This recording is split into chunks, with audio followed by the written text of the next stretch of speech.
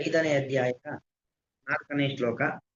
ಸಾಂಖ್ಯಯೋಗೋ ಪೃಥಕ್ ಬಾಲಾಃ ಪ್ರವದಂತಿ ನ ಪಂಡಿತಾಃ ಏಕಮಪ್ಯಾಸ್ಥಿತಃ ಸಮ್ಯಕ್ ಉಭಯೋರ್ವಿಂದತೆ ಫಲಂ.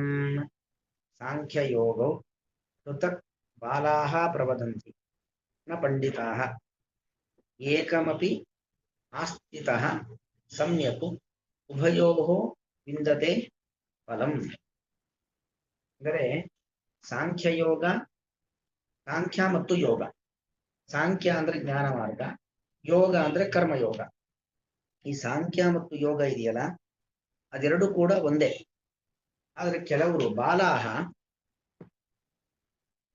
ಪೃಥಕ್ ಇತಿ ಪ್ರವದಂತಿ.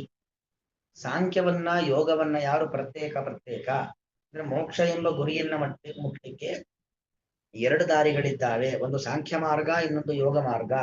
ಸಾಂಖ್ಯ ಮಾರ್ಗ ಅಂದ್ರೆ ಜ್ಞಾನ ಮಾರ್ಗ, ಯೋಗ ಮಾರ್ಗ ಅಂದ್ರೆ ಕರ್ಮ ಮಾರ್ಗ. ಎರಡೂ ಕೂಡ ಮೋಕ್ಷವನ್ನ ಪಡೀಲಿಕ್ಕೆ ಪ್ರತ್ಯೇಕವಾದ ದಾರಿಗಳು. ನಿನಗೆ ಜ್ಞಾನ ಪಡೆಯುವ ಒಂದು ಉತ್ಸಾಹ ಇದ್ದು ಆಸಕ್ತಿ ಇದ್ರೆ ಜ್ಞಾನವನ್ನು ಪಡೆದು ಮೋಕ್ಷಕ್ಕೆ ಹೋಗು. ನಿನಗೆ ಜ್ಞಾನ ಪಡೆಯುವ ಶಕ್ತಿ ಇಲ್ಲದೆ ಕರ್ಮ ಮಾಡುವ ಅರ್ಹತೆ ಇದ್ರೆ ಕರ್ಮವನ್ನ ಮಾಡುವ ಮೋಕ್ಷಕ್ಕೆ ಹೋಗು ಎಂಬುದಾಗಿ ಪಂಡಿತರು ಹೇಳುವುದಲ್ಲ. ಬಾಲಾಹ ಪ್ರವದಂತಿ. ಬಾಲಕರು ಅಂದ್ರೆ ಅರ್ಥ ಏನು? ಚಿಕ್ಕ ಮಕ್ಕಳು ಅಂತ ಅರ್ಥ ಅಲ್ಲ, ಅಂದ್ರೆ ಅವಿವೇಕಿಗಳು ಅಂತ ಅರ್ಥ. ಅವಿವೇಕಿಗಳು ಹೀಗೆ ಮಾತಾಡ್ತಾರೆ. ವಸ್ತುತಃ ಮೋಕ್ಷ ಗುರಿಯು ಒಂದು, ದಾರಿಯೂ ಒಂದೇ. ಮೋಕ್ಷ ಅನ್ನೋದು ಗುರಿ. ಆ ಗುರಿಯನ್ನು ತಲುಪಲಿಕ್ಕೆ 16 ದಾರಿಗಳಿಲ್ಲ, ಇರೋದು ಒಂದೇ ದಾರಿ. ಅದೇನು? ಜ್ಞಾನ ಮಾರ್ಗ. ಆ ಜ್ಞಾನ ಅನ್ನೋದು ಕರ್ಮ ಮಾಡ್ತಾನೆ ಜ್ಞಾನ ಪಡಿಬೇಕು. ಇನ್ನು ಕರ್ಮ ಅನ್ನೋದು ಜ್ಞಾನ ಸೇರ್ಕೊಂಡಾಗ್ಲೇ ಕರ್ಮ ಪರಿಪೂರ್ಣವಾಗುವಂಥದ್ದು. ನಾವು 4ನೇ ಅಧ್ಯಾಯದಲ್ಲಿ ನೋಡಿದ್ದೇವೆ ಅಲ್ವಾ? ಸರ್ವಂ ಕರ್ಮ ಅಖಿಲಂ ಪಾರ್ಥ ಜ್ಞಾನೇ ಪರಿಸಮಾಪ್ಯತೆ.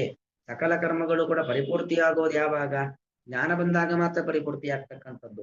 ಅದರಿಂದಾಗಿ ಜ್ಞಾನವು ಪರಿಪೂರ್ಣವಾಗುವುದು ಕರ್ಮ ಸೇರ್ಕೊಂಡಾಗ, ಕರ್ಮ ಪರಿಪೂರ್ಣವಾಗುವುದು ಜ್ಞಾನ ಸೇರ್ಕೊಂಡಾಗ. ಕರ್ಮವನ್ನ ಮಾಡ್ತಾ ಅಂತಃಕರಣದ ಮಾಲಿನ್ಯವನ್ನ ತೊಳ್ಕೊಂಡು ಜ್ಞಾನ ಪಡಿಬೇಕು.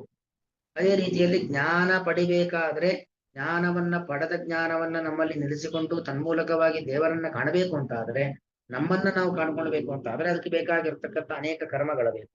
ಹಾಗಾಗಿ ಮೋಕ್ಷ ಎಂಬ ಗುರಿಯನ್ನ ತಲುಪಲಿಕ್ಕೆ ಸಾಂಖ್ಯ ಮಾರ್ಗ ಅಂದ್ರೆ ಜ್ಞಾನ ಮಾರ್ಗವೇ ಒಂದು ಪ್ರತ್ಯೇಕ ಮಾರ್ಗ. ಮೋಕ್ಷ ಎಂಬ ಗುರಿಯನ್ನ ತಲುಪಲಿಕ್ಕೆ ಯೋಗ ಅಂದ್ರೆ ಕರ್ಮಯೋಗವೇ ಒಂದು ಪ್ರತ್ಯೇಕ ಮಾರ್ಗ ಅಂತಿಲ್ಲ.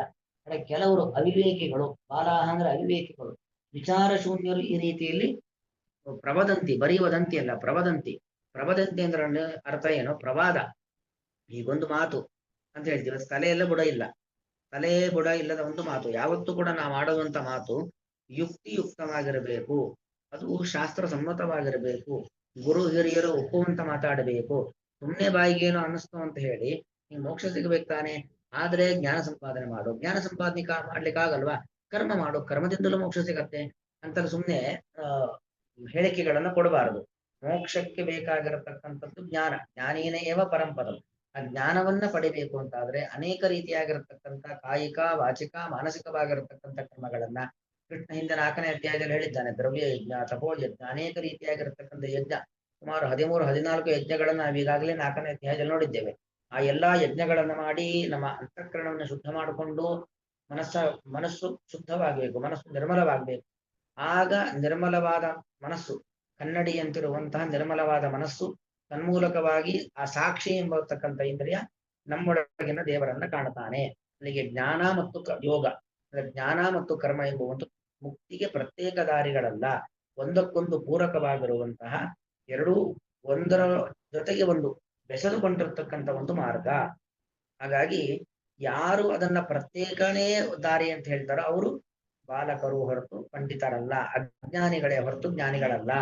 ಏಕಮ ಆಸ್ತಿಕ ಸಮ್ಯಕ್ ಉಭಯೋಹ ವಿಂದತೆ ಫಲಂ. ಯಾವುದಾದ್ರೂ ಒಂದನ್ನ ಕರೆಕ್ಟಾಗಿ ಇಟ್ಕೊಳ್ಳಿ. ಒಂದು ಜ್ಞಾನ, ಒಂದು ಕರ್ಮ. ಯಾಕೆಂದ್ರೆ ಕರ್ಮದಲ್ಲಿ ಜ್ಞಾನ ಸೇರ್ಕೊಂಡಿದೆ, ಜ್ಞಾನದಲ್ಲಿ ಕರ್ಮ ಸೇರ್ಕೊಂಡಿದೆ. ಜ್ಞಾನ ಇಲ್ಲದೆ ಕರ್ಮ ಇಲ್ಲ, ಕರ್ಮ ಇಲ್ಲದೆ ಜ್ಞಾನ ಇಲ್ಲ. ಏಕಮಪಿ ಸಮ್ಯಕ್ ಆಸ್ಥಿತ. ಯಾವುದಾದ್ರೂ ಒಂದು ಮಾರ್ಗವನ್ನ ಸಮ್ಯಕ್ ಚೆನ್ನಾಗಿ ನಾವು ಆಶ್ರಯಿಸಿದ್ದೇವೆ, ಆಚಾರ ಮಾಡಿದ್ದೇವೆ ಅಂತ ಹೇಳಿದ್ರೆ ಉಭಯೋಹ ಫಲಂ ವಿಂದತಿ. ಸಾಂಖ್ಯಯೋಗ ಮತ್ತು ಜ್ಞಾನ ಯೋಗ ಮತ್ತು ಯೋಗ ಅಂದ್ರೆ ಕರ್ಮಯೋಗ, ಎರಡರ ಫಲವನ್ನು ಪಡಿತೀವಿ. ಎರಡರ ಫಲ ಯಾವುದು? ಮುಕ್ತಿ. ಅಂದ್ರೆ ಮುಕ್ತಿ ಎಂಬ ಫಲವನ್ನು ಪಡಿಬೇಕು ಅಂತಾದ್ರೆ ಕರ್ಮದ ಜೊತೆಗೆ ಜ್ಞಾನದ ಜೊತೆಗೆ ಕರ್ಮವನ್ನು ಇಟ್ಟುಕೊಂಡು ಒಂದು ಮಾರ್ಗದಲ್ಲಿ ಸಾಗಿ ಅದು ನಮಗೆ ಉತ್ತಮವಾದ ಫಲವನ್ನು ಕೊಟ್ಟೇ ಕೊಡುತ್ತೆ, ಮೋಕ್ಷವನ್ನು ಕೊಡುತ್ತದೆ. ಎರಡು ಪ್ರತ್ಯೇಕವಾದ ದಾರಿ ಎಂತಕ್ಕಂತಹ ಭಾವನೆಯನ್ನು ಮೊದಲು ಮನಸ್ಸಿಂದ ಕಿತ್ತಾಕಿ, ಜ್ಞಾನ ಪರಿಪೂರ್ಣತೆಗೆ ಕರ್ಮ ಬೇಕು, ಕರ್ಮ ಪರಿಪೂರ್ಣತೆಗೆ ಜ್ಞಾನ ಬೇಕು. ಎರಡೂ ಒಂದರ ಜೊತೆಗೆ ಒಂದೊಂದು ಬೆಸೆದುಕೊಂಡಿರತಕ್ಕಂಥದ್ದು ಹೊರತು ಎರಡು ಪ್ರತ್ಯೇಕ ಅಲ್ವೇ ಅಲ್ಲ. ಬಾಲಾಹ ಅವಿವೇಕಿಗಳು, ವಿಚಾರ ಶಕ್ತಿ ಇಲ್ಲದವರು, ಸಾಂಖ್ಯಯೋಗು ಜ್ಞಾನ ಮಾರ್ಗ, ಸಾಂಖ್ಯ ಅಂದ್ರೆ ಜ್ಞಾನ ಮಾರ್ಗ ಮತ್ತು ಕರ್ಮ ಮಾರ್ಗಗಳನ್ನು ಪ್ರತ್ಯೇಕವಾದವುಗಳು ಅಥವಾ ಭಿನ್ನವಾದವುಗಳೆಂದು ಪ್ರವದಂತಿ ಸುಳ್ಳು ಹೇಳುತ್ತಾರೆ. ಪಂಡಿತಾಹ ನಿಜವಾದ ಜ್ಞಾನಿಗಳು ನವದಂತಿ ಹೇಳುವುದಿಲ್ಲ. ಅಥವಾ ಹೀಗೂ ಅರ್ಥ ಮಾಡಬಹುದು, ಸಾಂಖ್ಯ ಅಂದ್ರೆ ಜ್ಞಾನ, ಯೋಗ ಅಂದ್ರೆ ಕರ್ಮಯೋಗ, ಇವುಗಳನ್ನು ಎರಡು ಪ್ರತ್ಯೇಕವಾದ ದಾರಿ, ಭಿನ್ನ ಮಾರ್ಗಗಳೆಂದು ಪ್ರವದಂತಿ ಯಾರು ಪ್ರವಾದವನ್ನ ಮಾಡುತ್ತಾರೋ, ಅಂದ್ರೆ ಯಾರು ನಿರ್ಮೂಲವಾಗಿ ಮಾತನಾಡುತ್ತಾರೋ ಅವರು ಬಾಲಾಹ, ಅವರು ಅವಿವೇಕಿಗಳು, ಅಜ್ಞಾನಿಗಳು, ಹೊರತು ನ ಪಂಡಿತಾಹ ಅಂತವರು ಪಂಡಿತರಲ್ವೇ ಅಲ್ಲ. ಪಂಡಿತರಾದವರು ಯಾರು ಕೂಡ ಸಾಂಖ್ಯ ಮಾರ್ಗವೇ ಬೇರೆ, ಕರ್ಮ ಮಾರ್ಗವೇ ಬೇರೆ, ಜ್ಞಾನ ಮಾರ್ಗವೇ ಬೇರೆ, ಕರ್ಮ ಮಾರ್ಗವೇ ಬೇರೆ ಅಂತ ಹೇಳೋದಿಲ್ಲ. ಜ್ಞಾನ ಮತ್ತು ಕರ್ಮ ಒಂದರ ಜೊತೆ ಒಂದು ಬೆಸೆದುಕೊಂಡುತ್ತೆ ಎಂಬುದಾಗಿ ಜ್ಞಾನಿಗಳು ಹೇಳುತ್ತಾರೆ. ಏಕಂ ಯಾವುದೇ ಒಂದು ಮಾರ್ಗವನ್ನು ಸಮ್ಯಕ್ ವಿಧಿವತ್ತಾಗಿ ಆಚರಿಸುವಂತಹ ವ್ಯಕ್ತಿಯು ಉಭಯೋಹೋ ಫಲಂ ವಿಂದತಿ, ಎರಡೂ ಮಾರ್ಗಗಳ ಫಲವನ್ನ ವಿಂದತೆ ಪಡೆಯುತ್ತಾನೆ. ಉಭಯೋಹ ಮಾರ್ಗ ವಿಂದತೆ ಪಡೆಯುತ್ತಾನೆ, ಎರಡರ ಫಲವೂ ಕೂಡ ಅವನಿಗೆ ಸಿಕ್ಕೇ ಸಿಗತ್ತೆ. ಯಾಕೆ ಎರಡು ಒಂದು ಬೇರೆ ಅಲ್ಲೇ ಅಲ್ವಾ. ಸಾಂಖ್ಯದಿಂದ ಸಿಗುವಂಥದ್ದು ಮೋಕ್ಷ ಫಲವೇ, ಯೋಗದಿಂದ ಸಿಗುವಂಥದ್ದು ಮೋಕ್ಷವೇ ಫಲ. ಜ್ಞಾನ ಮಾರ್ಗದಿಂದ ಸಿಗುವುದು ಮೋಕ್ಷ, ಕರ್ಮಯೋಗದಿಂದ ಕೊಡುವುದು ಸಿಗ್ತದೆ ಮೋಕ್ಷ. ಯಾಕೆ ಕರ್ಮ ಅಂದ್ರೆ ಬರೀ ಕರ್ಮ ಅಂತ ಇಲ್ವೇ ಇಲ್ಲ, ಜ್ಞಾನದ ಜೊತೆಗೆ ಸರ್ವಂ ಕರ್ಮ ಕೆಲಂ ಪಾರ್ಥ ಜ್ಞಾನೇ ಪರಿಸಮಾಪ್ಯತೆ, ಜ್ಞಾನ ಜೊತೆಗೆ ಇದ್ರೆ ಮಾತ್ರ ಕರ್ಮ ಪರಿಪೂರ್ಣವಾಗುವಂಥದ್ದು. ಆದ್ದರಿಂದ ಎರಡು ಪ್ರತ್ಯೇಕವಾದದಲ್ವೇ ಅಲ್ಲ. ಸಾಂಖ್ಯಯೋಗೋ ಪೃಥಕ್ ಬಾಲಾಃ ಪ್ರವದಂತಿ ನ ಪಂಡಿತಾಃ ಏಕಮಪ್ಯಾಸ್ಥಿತಃ ಸಮ್ಯಕ್ ಉಭಯೋರ್ವಿಂದತೆ ಫಲಂ. ಶ್ರೀಕೃಷ್ಣಾರ್ಪಣಮಸ್ತು.